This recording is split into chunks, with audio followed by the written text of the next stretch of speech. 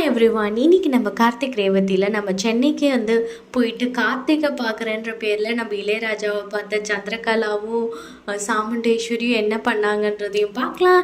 And அதுக்கப்புறமா ரேவதி வந்து Australia போகிறதுக்கு ஒரு சின்ன சின்ன தடைகள்லாம் இருக்குது. அதனால் அவங்களே ரொம்ப கன்ஃபியூஷனில் இருக்காங்க, போகலாமா வேணாமான்ற மாதிரி.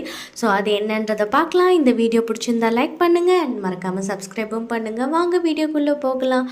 அதாவது வந்து பார்த்திங்கன்னா நம்மளோட சிவனாண்டி வந்து சொல்லிடுறாருல நம்ம சந்திரகலாக்கிட்ட இது மாதிரி இது இங்கே வந்து இவ்வளோ நாள் ஏமாற்றிட்டு இருக்கா ராஜான்றவன் தான் கார்த்திக். ஆக்சுவலாக அவன் தான் வந்து பரமேஸ்வரியோட பேரை இவ்வளோ நாள் வந்து கம்ப்ளீட்டாக எல்லாரையும் நம்ப வச்சு கழுத்தறுத்துட்டான் அப்படின்ற மாதிரி சொல்லிட்டு இருக்காரு.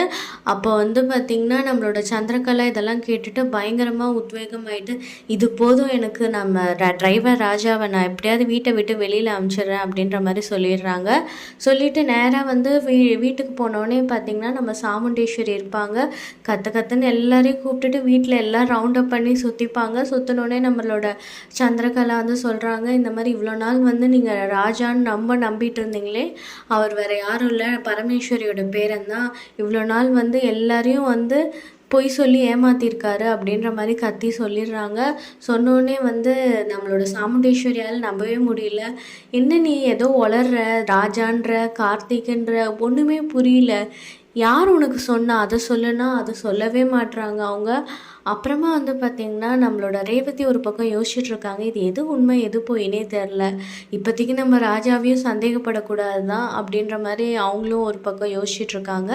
அதுக்கப்புறமா வந்து பார்த்திங்கன்னா நம்ம சாமுண்டேஸ்வரி சொல்லிடுறாங்க, பேசாமல் நம்ம சென்னைக்கே போய் பார்த்துடலாம், எதுக்கு கன்ஃபியூஷன் அப்படின்ற மாதிரி சொல்லிட்டு சென்னையில் இருக்கிற அட்ரஸ்க்கு வந்து ஆல்ரெடி நம்ம சிவனாண்டி வந்து விசிட்டிங் கார்டு கொடுத்துருப்பாரு. இதுதான் ராஜாவோட ஆஃபீஸு, அவர் நேராகவே போய் பார்த்துட்டாரு. ஸோ அங்கேருந்து விசிட்டிங் கார்டு எடுத்துகிட்டு வந்து நம்ம சந்திரகலா கொடுத்தோன்னே இவங்க வந்து போகிறாங்க. நேராக போனோடனே வந்து நம்ம ரிசப்ஷனிஸ்ட் வந்து உள்ளே விட மாட்டுறாங்க. அப்படிலாம் அப்பாயின்மெண்ட் இல்லாமலாம் சாரை பார்க்க முடியாது, நீங்கள்லாம் போக முடியாது இப்போ உள்ளே அப்படின்னோடனே அவங்க அந்த ரிசப்ஷனிஸ்ட்டை தள்ளி விட்டு அவங்க பட்டுக்கு ரெண்டு பேரும் டக்குன்னு உள்ளே போயிடுறாங்க. உள்ளே போனாலே ரெண்டு பேரும் செம ஷாக் ஆகிடுறாங்க. கடைசியில் பார்த்தா சாமுண்டேஸ்வரி ரியாக்ஷன்லாம் வந்து யாரா இது அப்படின்ற மாதிரி கொஞ்சம் மோசமாக இருக்கும்.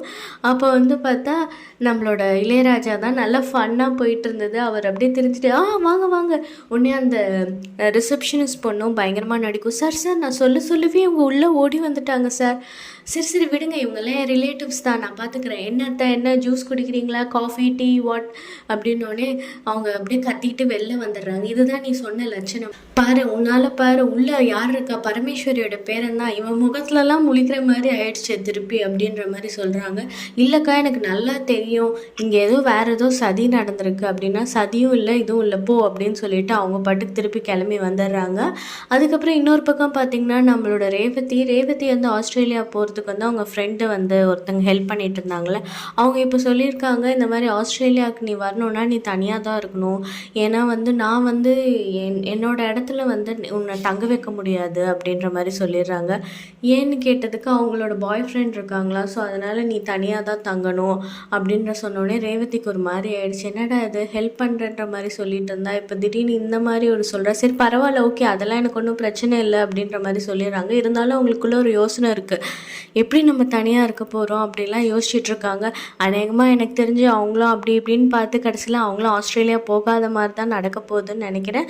ஸோ இதுக்கப்புறம் என்னென்ன சுவாரஸ்யங்கள்லாம் நடக்க போகுது, இளையராஜா வந்து அங்கே வந்து கார்த்திகா இருக்கிறது, அதுக்கப்புறம் என்னென்ன கிராஸ் செக்லாம் பண்ண போகிறாங்க, அப்புறமா வந்து சந்திரகலாவுக்கு இது எவ்வளோ பெரிய அதிர்ச்சியாக இருக்குது, கார்த்திக் வந்து அதுக்கப்புறம் அடுத்த கட்ட நடவடிக்கையாக என்ன சிவனாண்டிக்கும் சந்திரகலாவுக்கும் இருக்கிற லிங்கை வந்து சொல்ல போகிறாரா என்னன்றதை நம்ம அப்கமிங் வீடியோஸில் பார்க்கலாம். இந்த வீடியோ பிடிச்சிருந்தா லைக் பண்ணுங்கள் அண்ட் மறக்காமல் சப்ஸ்கிரைபும் பண்ணுங்கள். தேங்க்யூ ஃபார் வாட்சிங்.